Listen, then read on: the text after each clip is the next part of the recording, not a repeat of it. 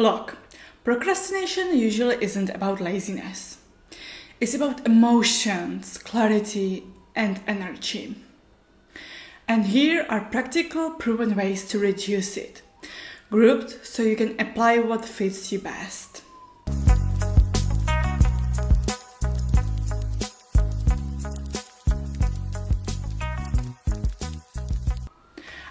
Don't get me wrong. Many hardworking, intelligent, motivated people procrastinate.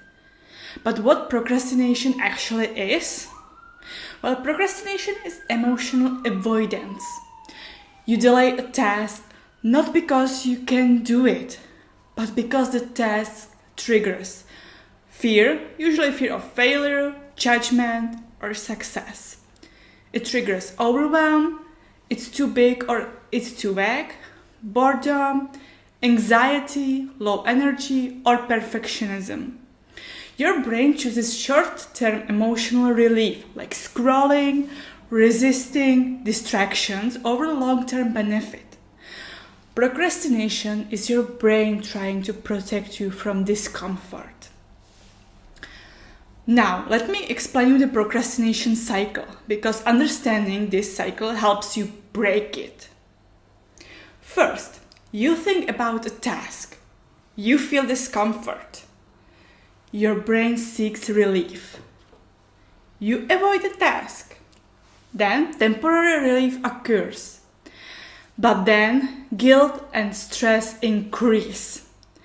The task feels even worse next time. And this loop strengthens every time you procrastinate. The goal is not to eliminate discomfort. The goal is to act despite the discomfort. Repeat again. The goal is to act despite discomfort. The reason number one people procrastinate is because of unclear tasks. Your brain hates vagueness. Like, for example, study for exam, work on project, get fit. What does that mean? These feel large, undefinite, endless, and your brain reacts with avoidance. The solution is task clarification. Every task must answer, what exactly do I do? Where do I start? When do I stop? Turn vague into concrete. Like study biology, read pages 10 to 15 and write 5 bullet notes. Write a report, open document and write the introduction heading. If you don't know the first physical action, procrastination is guaranteed. Follow the 5-minute rule, but properly. This is one of the most effective tools because your brain resists starting, not doing. So choose one task, choose one tiny action and set a timer for 5 minutes. And also promise yourself you can stop afterwards. Important rule, you must allow yourself to stop, no multitasking, and no phone. And most people continue because anxiety drops after starting, momentum kicks in, and starting rewires your brain's threat responses. Now let's look at the emotional causes and how to fix them. So first, fear of failure.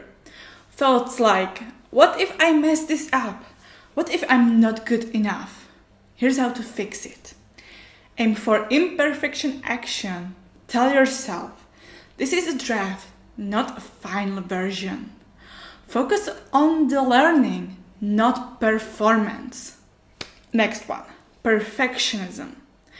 Perfectionism causes delay because it's not perfect, it feels unsafe to start. And here's how to fix it. Set a bad version goal. Like, for example, write the worst first draft possible. Progress over perfection. Now, fear of success. Yes, this is real. Thoughts like, if I succeed, expectation increase. What if my life changes? This is how you fix it. Focus on the next step. Don't mentally live in the future. Now, boredom. Your brain avoids low stimulation tasks. So here's how to fix it. Pair boredom tasks with mild stimulation, like for example, background music, time challenges. Turn it into a game. Now, environment. This matters more than motivation because motivation is unreliable. Environment is not. Remove friction from good behavior. Keep work tools open. Keep books visible. Prepare the workspace in advance. Add friction to distractions. Phone in another room. App blockers. Log out of social media. If distraction is easy, procrastination wins. Now let's look at time management that actually works. Time boxing. Instead of I'll work on this today, use I'll work on this from 6 to 6:25 p.m. This reduces decision fatigue, gives task boundaries, and makes starting easier. Pomodoro technique, like 25 minutes of work, 5 minutes of break. After 4 cycles, longer break. Rules. During work, only one task. During break, no guilt. Now, energy management. And that's often ignored. You can out-discipline exhaustion. Check your basics. Sleep, food, water, movement. Low energy feels like procrastination, but isn't. So schedule wisely. Hard tasks during high energy hours. Easy tasks during low energy times. Now there's also the hidden driver, and that's self-talk. Harsh self-talk increases procrastination. Things like, I'm lazy, I always fail, I'm so behind. This creates stress, which leads to avoidance. So, better self-talk. This is hard, and that's okay. I just need to start. One step is enough. Kindness leads to action more than punishment. Now, identity-based approach. Instead of, I need motivation, think, what would a person who shows up do? Small action reinforce identity. I'm someone who starts. I'm someone who keeps promises to myself. Identity changes behavior more than goals. And when procrastination keeps returning, ask this question. Is the task too big?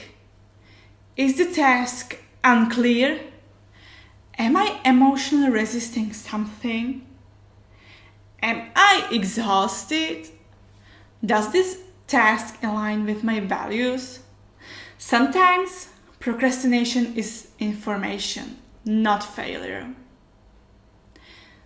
A simple daily and anti-procrastination system. So, every morning, choose 1 to 3 important tasks.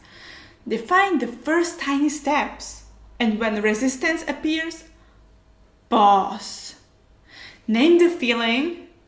Start for 5 minutes. Acknowledge what you did. And no self-judgment. And you don't need motivation. You need clear tasks, smaller steps, emotional awareness, and forgiving mindset. Action comes after clarity and safety, not before. So, if you're struggling with procrastination, I want you to remember this. You are not broken, you are not lazy, and you don't need to magically become a different person. Procrastination is just your brain trying to protect you from discomfort. And once you understand that, you can stop fighting yourself and start working with yourself.